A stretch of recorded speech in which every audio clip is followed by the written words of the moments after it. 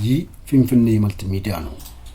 ጤና ይስጥልን የተከበራችሁ ውድ አድማጭ ተመልካቾቻችን፣ የከበረ ሰላምታችን ባላችሁበት ይድረሳችሁ። ፊንፊኔ መልቲ ሚዲያ በዚህ ዝግጅቱ በጦርነት መስክ ላይ ማርሽ ቀያሪ ስለሆኑ ዘመን አፈራሽ የጦር መሳሪያዎችን ለማየት ወደድን። እስከ ፍጻሜው አብራችሁን ቆዩ። በቅድሚያ የራሻው ታይገር ብረት ለበስ ተሽከርካሪን እናያለን። የራሻው ታይገር ብረት ለበስና አሜሪካው ሃምቪ ብረት ለበስ ተሽከርካሪዎች በዩክሬን ጦርነት ላይ እየተፋለሙ ነው። በሩሲያና በዩክሬን መካከል ጦርነት ከተጀመረ እነሆ ከ9 ወራት በላይ ያስቆጠረ ሲሆን በርካታ ምዕራባውያን ሀገራትም ለዩክሬን የመሳሪያ ድጋፍ በማድረግ ላይ ናቸው። የራሻው መከላከያ ሚኒስቴር በቅርቡ የሰባ ሀገር ወታደራዊ ተቋማት ለዩክሬን ድጋፍ እያደረጉ እንደሆነና ሩሲያ በዩክሬን ምድር ከምዕራባውያን ጋር እየተዋጋች እንደሆነ መግለጻቸውም ይታወሳል።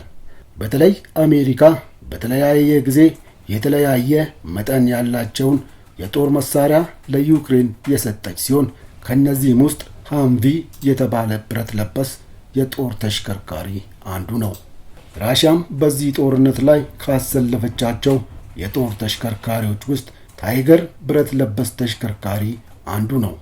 ታይገር ብረት ለበስ ተሽከርካሪ በዚህ የራሻና የዩክሬን ጦርነት ላይ ተሰማርቷል። እነሆ እኛም የራሻውን ታይገር ብረት ለበስ ተሽከርካሪን ከአሜሪካው ሃምቪ ብረት ተሽከርካሪ ጋር ልናነጻጽር ወደድን።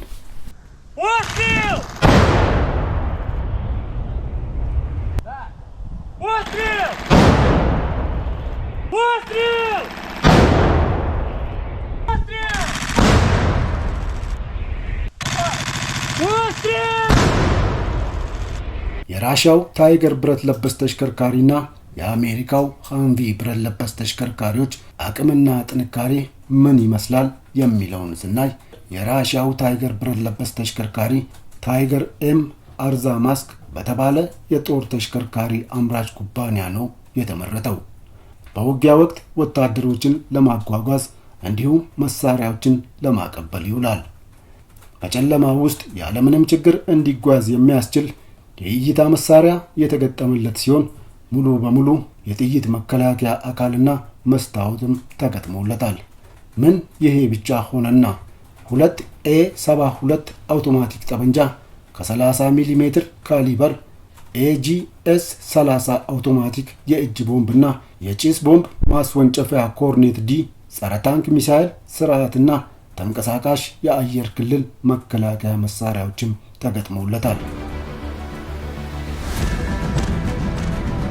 የአሜሪካው ሃምቪ ብረት ለበስ ተሽከርካሪ ስናይ ደግሞ ሃምቪ ብረት ለበስ ተሽከርካሪ በውጊያ ወቅት ወታደሮችን ለማጓጓዝ እንዲሁም መሳሪያዎችን ለማቀበል ይውላል። ፍጥነቱም በሰዓት ከ105 እስከ 113 ኪሎ ሜትር ድረስ ይጓዛል። ሙሉ በሙሉ የጥይት መከላከያ አካልና መስታወት የተገጠመለት ሲሆን በተጨማሪም ከጎንና ከኋላ ሙሉ በሙሉ የጥይት መከላከያ ተለጥፎለታል።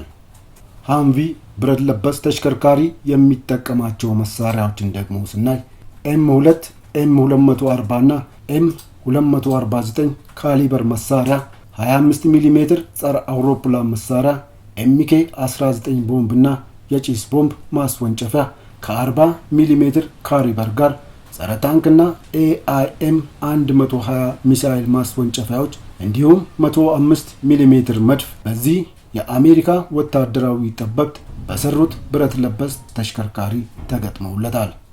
ታዲያ በጦርነቱ ላይም የሩሲያው ታይገር ብረት ለበስ ተሽከርካሪ የአሜሪካውን ሃምቪ ሲያሳድድ እንደታየ የሩሲያ መገናኛ ብዙሃን ምንጮች ገልጸዋል።